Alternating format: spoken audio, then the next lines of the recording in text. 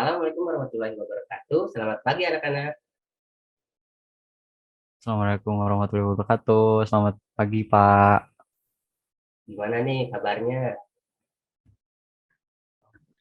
Baik, Pak. Oke, di pertemuan kali ini kita masuk ke pertemuan 7. Untuk materinya, kita akan mempelajari terkait 12 prinsip animasi. Oke, Bapak langsung share screen ya. Oh, oke, sebelum itu Bapak ingin absen dulu. Untuk absennya di screenshot ya. Maka dari itu, murid-murid silakan on mic dulu. Siap, senyumnya mana? 1, 2, 3. Oke, menawan. Untuk 12 prinsip animasi, yang pertama yaitu ada timing atau waktu. Timing adalah menentukan waktu kapan sebuah gerakan harus dilakukan.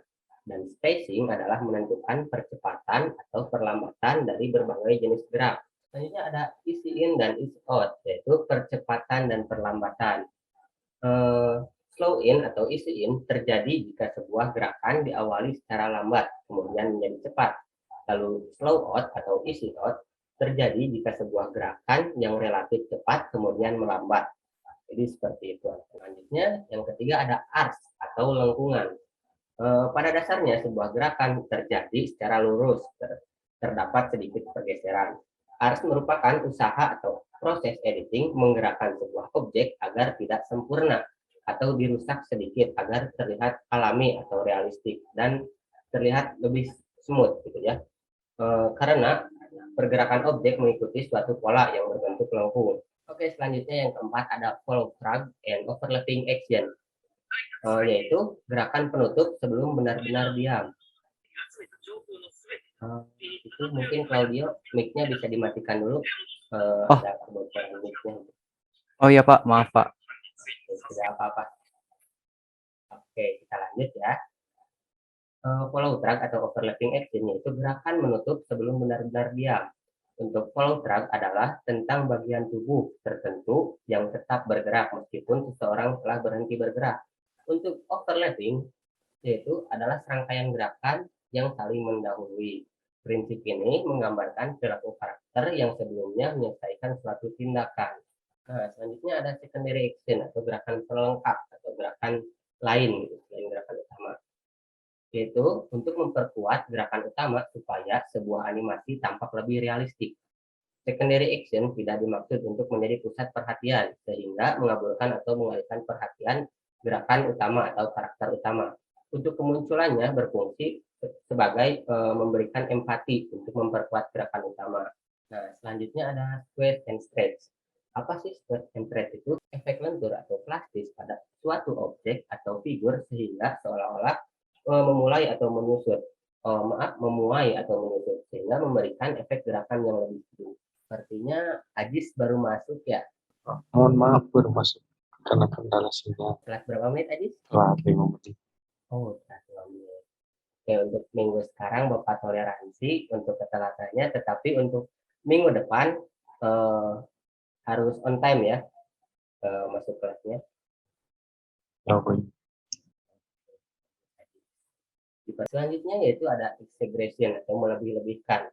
Exaggeration merupakan usaha mendramatisir sebuah animasi dalam bentuk rekayasa gambar yang bersifat hiperbolis atau hiperbola. Dibuat sedemikian rupa sehingga terlihat sebagai bentuk ekstremitas ekspresi tertentu dan biasanya digunakan untuk keperluan komedi. Selanjutnya ada straight ahead and pose to pose.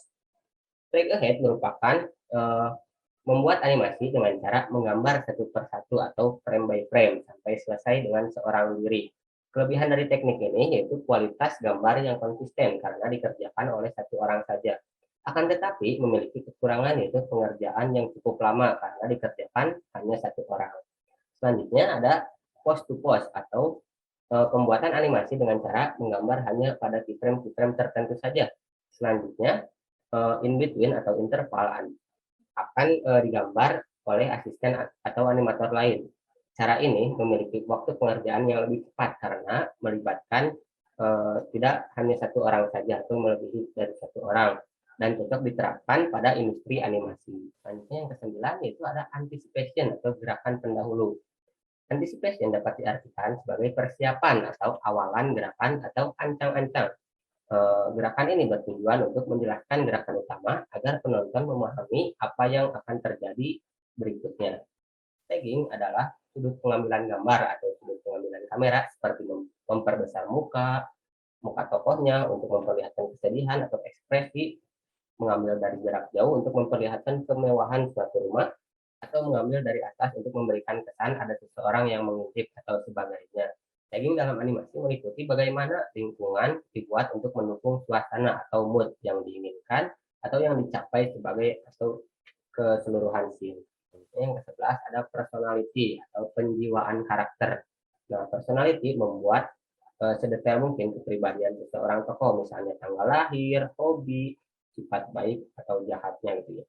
Penjiwaan karakter akan membuat penonton mengenali karakter tersebut.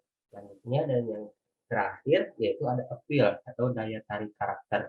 Appeal adalah tentang penokohan, bervariasi dengan karisma seorang tokoh atau karakter dalam animasi. Sehingga visualisasinya animasi yang ada bisa mewakili karakter atau sifat yang dimilikinya.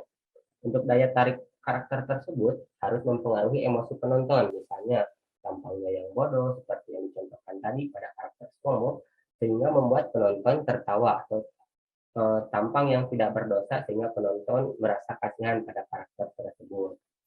Oke, mungkin sekian untuk 12 prinsip animasi. Ada yang mau ditanyakan terlebih dahulu sebelum Bapak lanjut ke materi selanjutnya?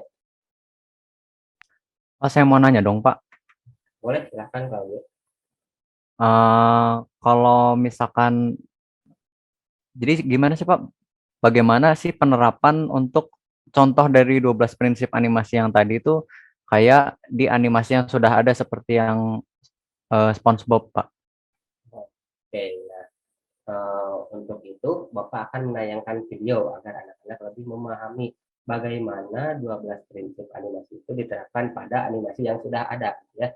Apakah sudah terlihat videonya? Sudah, Pak.